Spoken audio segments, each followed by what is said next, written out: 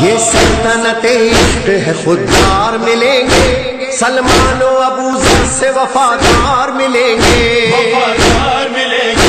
عاشقیاں ہمیں سب سے جگردار ملیں گے، جینے کے لیے مرنے پہ تیار ملیں گے۔ قرآن مجید ہر گھر میں ہے، کوئی مسلمان کا گھر ایسا ہے جس میں قرآن نہ ہو؟ ہر گھر میں قرآن ہے، اور قرآن مجید میں پوری کائنات کا علم بھی ہے، یعنی ایک چیز بھی ایسی نہیں ہے خشک و تر جو قرآن میں نہ ہو۔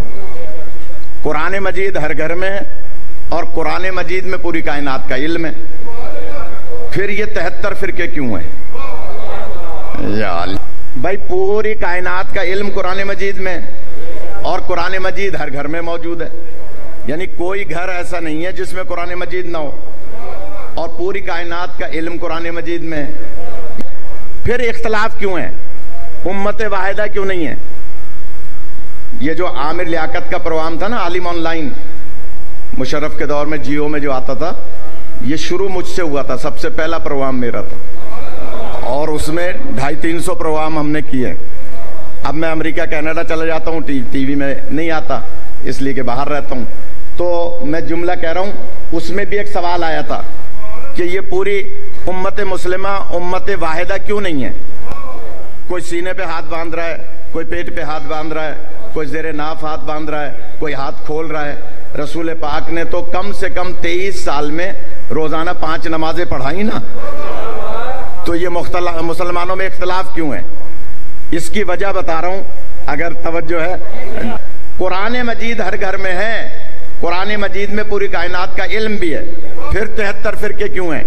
اس کی صرف ایک وجہ ہے، اب میں دیکھوں آپ کیسے سنتے ہیں، اور وہ صرف یہ وجہ ہے کہ قرآن مجید تو ہر گھر میں ہے اور قرآن مجید میں پوری کائنات کا علم بھی ہے، لیکن وہ ہر گھر میں نہیں ہے جن کے گھر میں قرآن نازل ہوا۔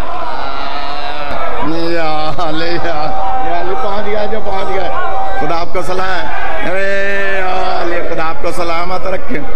بس اب میں کچھ پڑھ پاؤں گا، یہ حال ہی وہ ہر گھر میں آ جائیں نا جن کے گھر میں قرآن نازل ہوا، اختلاف ہی ختم ہو جائے۔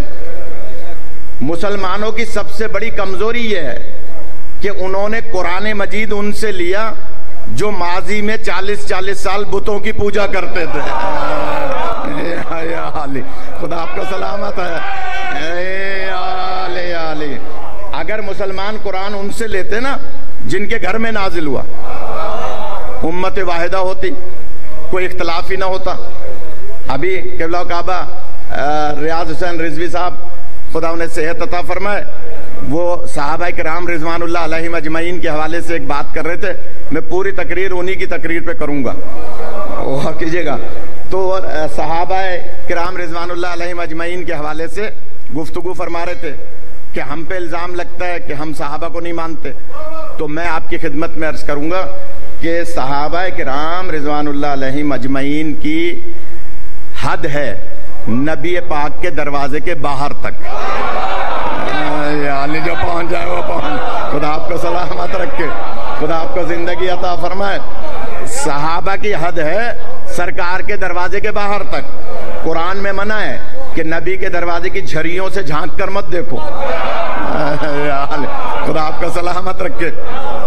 تو منع ہے کہ آپ نبی کے دروازے کے باہر تک رہیں۔ اچھا، ازواج مطہرات قابل احترام، لیکن ان کے لیے سورہ احزاب کی 33 نمبر آیت میں اللہ فرماتا ہے کہ تم بناؤ سگار کر کے گھر سے باہر مت نکلو۔ اس کا مطلب ہے ان کی حد ہے نبی پاک کے دروازے کے اندر تک، صحابہ کی حد ہے دروازے کے باہر تک، اور ازواج کی حد ہے دروازے کے اندر تک۔ قرآن کچھ باہر نازل ہوا، کچھ گھر میں نازل ہوا۔ قرآن اگر ان سے لیں گے جو مباہلے کے میدان میں باہر بھی موجود ہیں اور زیر قصہ گھر میں بھی موجود ہیں۔ خدا آپ کو سلامت رکھے، بڑی مہربانی، خدا سلامت رکھے۔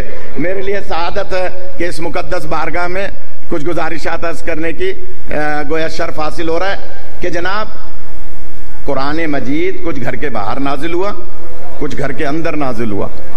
اگر آپ کو قرآن لینا ہے تو جو مباہلے کے میدان باہر ہیں ان سے لیں گے تو پورا ملے گا، اور زیر قصہ جو گھر میں ہیں ان سے لیں گے تو پورا ملے گا.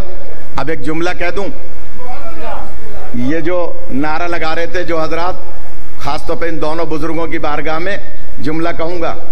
ہم شیعان حیدر کرار اسی لیے مولا علی علیہ السلام کو معراج پر بھی مانتے ہیں.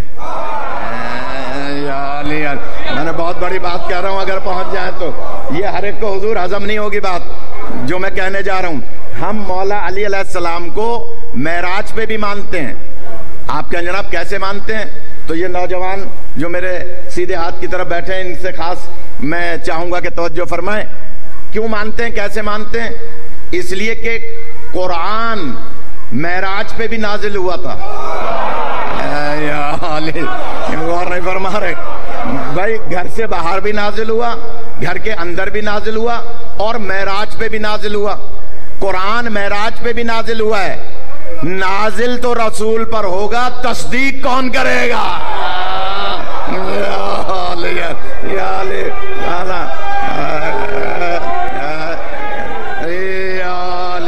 خدا آپ کو سلامت رکھے.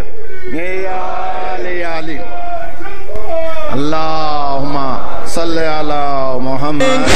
جینے کے لیے مرنے پہ تیار ملیں گے.